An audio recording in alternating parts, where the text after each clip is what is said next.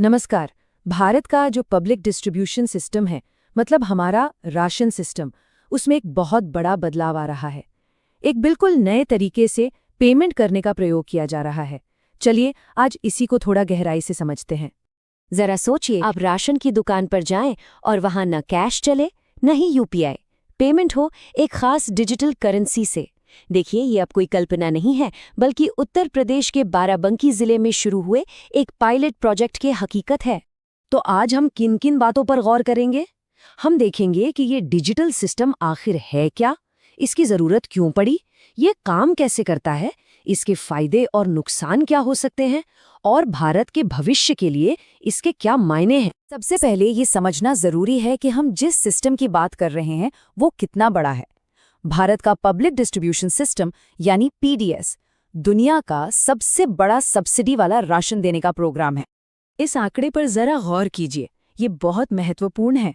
81.4 करोड़ लोग, मतलब भारत की एक बहुत बड़ी आबादी, अपनी खाने पीने की जरूरतों के लिए इसी सिस्टम पर निर्भर हैं और इन्हें देश भर की 5.4 लाख से ज्यादा दुकानों से राशन मिलता है।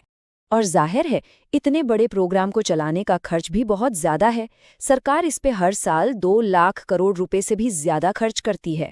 अब जब पैसा इतना बड़ा लगा हो तो इसमें पूरी तरह से पारदर्शिता लाना और भ्रष्टाचार को रोकना बहुत ज्यादा जरूरी हो जाता है। तो सवाल ये उठता है कि आखिर इस नए सिस्टम की जरूरत पड़ी ही क्यों? ऐसा इसलिए क्योंकि जो पुराना सिस्टम था उसमें कुछ बहुत बड़ी बड़ी खामियां थीं। देखिए, ये 4 बड़ी दिक्कतें थीं। एक, फर्जी राशन कार्ड, फिर टोल में चोरी, तीसरी बड़ी समस्या थी बायोमेट्रिक का फेल हो जाना, और चौथा, बिचौलियों का भ्रष्टाचार। इन्हीं सब खामियों को दूर करने के वादे के साथ अब डिजिटल करेंसी को मैदान में उतारा जा रहा है। तो चलिए अब ये समझते हैं कि ये स्मार्ट मनी या ये जो डिजिटल टोकन सिस्टम है, ये असल में काम कैसे करता है। इसका जो मेन कॉन्सेप्ट है वो है प्रोग्रामेबल करेंसी। अगर आसान भाषा में कहें तो ये एक तरह का समझदार पैसा है। मतलब इस पैसे में पहले से ही प्रोग्रामिंग कर दी जाती है कि ये सिर्फ कुछ खास चीज़ों पर, एक खास दुकान पर और एक तय समय के अंदर ही खर्च हो सकता है। इसका जो प्रोसेस है उसे काफ़ी आसान रखा गया है।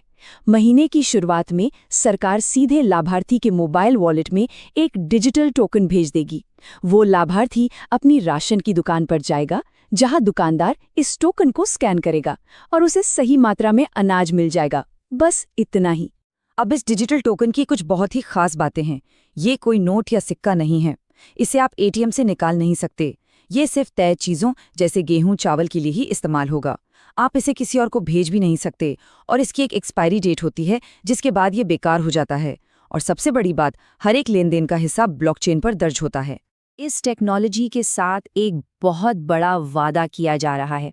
वादा है एक ऐसा सिस्टम बनाने का जिसमें किसी भी तरह की कोई लीकेज या चोरी ना हो सके।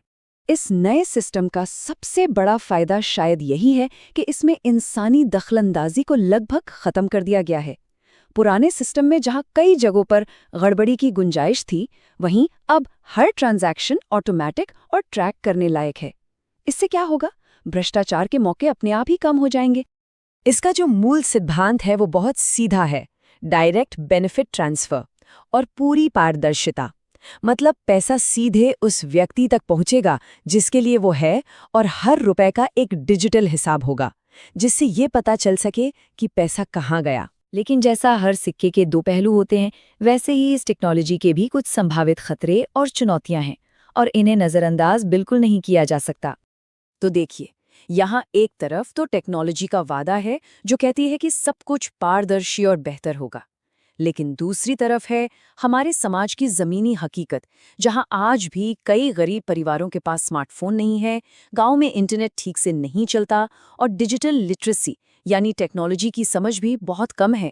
और यहीं पर एक बहुत बड़ा और ज़रूरी सवाल खड़ा होता है, क्या ये टेक्नोलॉजी सच में सिस्टम को सबके लिए बना रही है, या फिर ये उन सबसे ज़रूरतमंद लोगों को ही सिस्टम से बाहर कर रही है सिर्फ इसलिए क्योंकि उनके पास टेक्नोलॉजी नहीं है। ये समझना भी बहुत ज़रूरी है कि ये पूरा प्रयोग सिर्फ राशन तक ही सीमित नहीं रहने वाला है।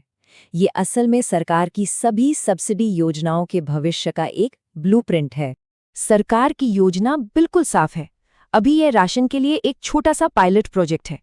2026 तक इसे LPG सब्सिडी में लागू करने की बात है और आने वाले समय में खाद, कृषि से जुड़े फायदे, स्कॉलरशिप और सोशल सिक्योरिटी जैसी योजनाओं को भी इसी मॉडल पर लाने का प्लान है। सरकार का जो बड़ा लक्ष्य है वो एक डिजिटल वेलफेयर स्टेट बनाने का है। एक ऐसा राज्य जहां शासन बेहतर हो, खर्च में पूरी तरह से पारदर्शिता हो और हर फैसला डेटा के आधार पर लिया जाए। हर एक रुपए का हिसाब डिजिटल तरीके से मौजूद हो। आखिर में ये बात याद रखना बहुत जरूरी है कि टेक्नोलॉजी सिर्फ एक जरिया है, ये अपने आप में मंजिल नहीं है।